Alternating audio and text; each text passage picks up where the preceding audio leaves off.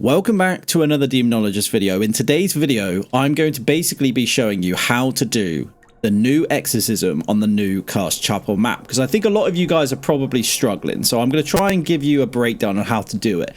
So essentially, I've already selected the ghost. I don't know if it's right. I've just selected a ghost. So that doesn't matter if you get the ghost wrong. You can still do the exorcism, okay? There are notes that are left around. They are quite cryptic, so I do understand if you don't quite understand it. I'm not going to read the notes to you. I'm basically just going to tell you how to do it and show you how to do it. Here we go. So the most important part. So you've done the third task. I would probably recommend doing the third task first. So here we are. So the booth is open. This will not be open until you've selected the ghost, whether it's right or wrong, okay? So when you get the booth open, you cannot just walk straight in, sit down, and start the ritual, okay? You can't do that. So this is for solo play, but basically as a solo player, you are always going to be the sinner. But on a multiplayer, you need to find who the sinner is. So what you need to do is get the ectoplasm glass, find your crew, your people, get them all gathered here. Basically, you're looking for a cross, like an luminous cross with a serpent or a snake wrapped around it. Hopefully I'll show one on the screen, but it will be above their heads. And whoever's got that above, there will only be one of you that will have it. Whoever's got that above their head is the sinner. In solo play, you are going to be the sinner. Okay, there's no one else in here, so you're going to be the sinner.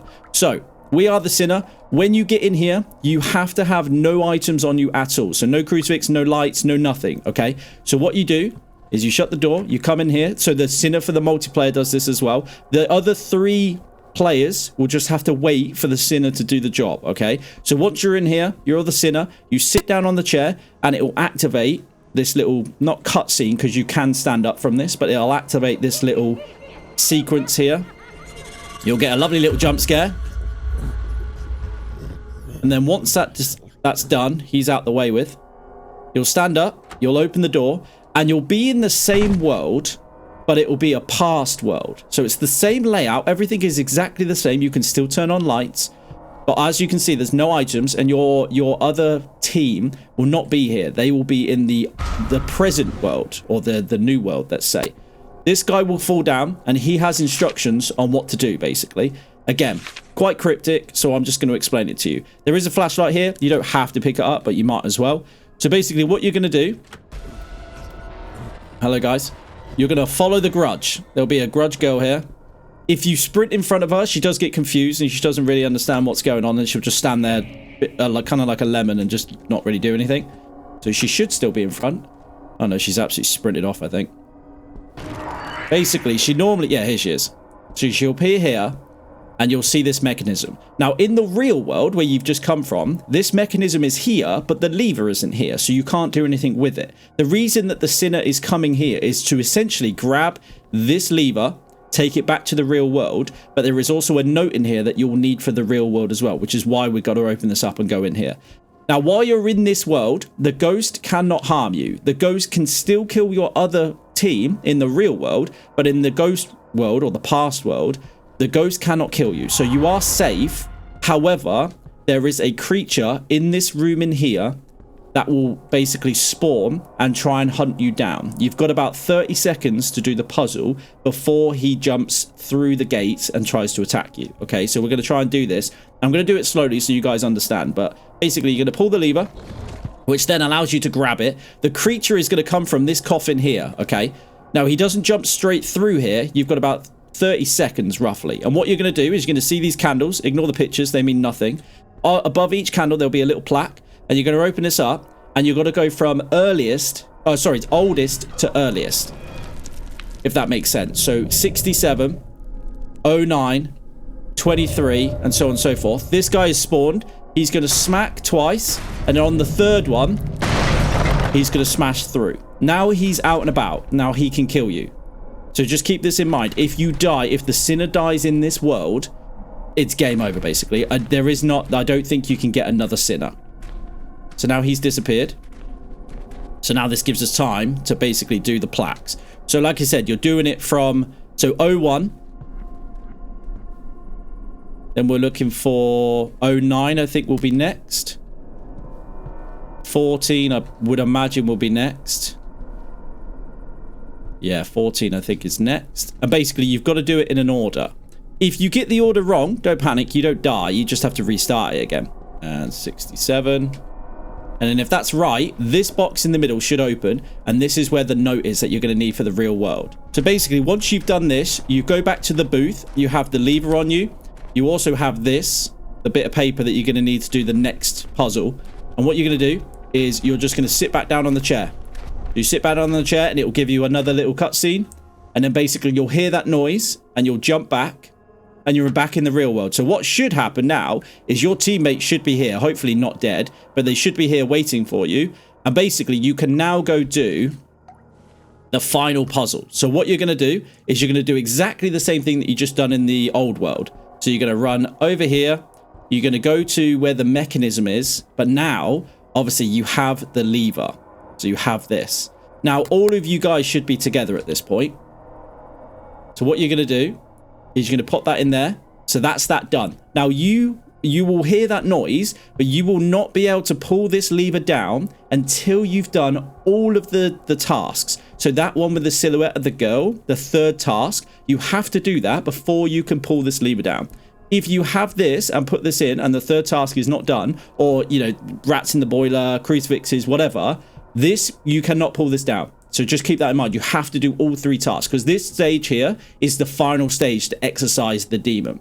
So it's not going to allow you to exercise it until you've done all tasks, okay? So just make sure you've done all the tasks. Now, keep in mind, while you're in the old world, while the sinner is in the old world, the other team can continue doing the rats in the boiler and stuff. So that's what I would probably suggest doing. If you're in multiplayer, get the other team to do the third task and you just, the sinner just focus on what they've got to do in the old world, okay? So again, the same is going to apply here. You're going to have a time limit. So this is the important part. So basically, you have to follow the symbols on here to the candles in the other room, like we just did with the plaques. But basically, each symbol, each candle is going to have a symbol underneath it, and you have to light the one that corresponds with the thing on this paper. I'm going to show you in a second, but you do have a timer. So you have at least a minute from what I can understand. It's probably a little bit more, but at least a minute. And if you're on multiplayer, all of you can help. If you're a single player, unfortunately, you're going to do it on your own. But it is doable. I have managed to do it Nightmare, so it's not that difficult. But here we go. So we open it up.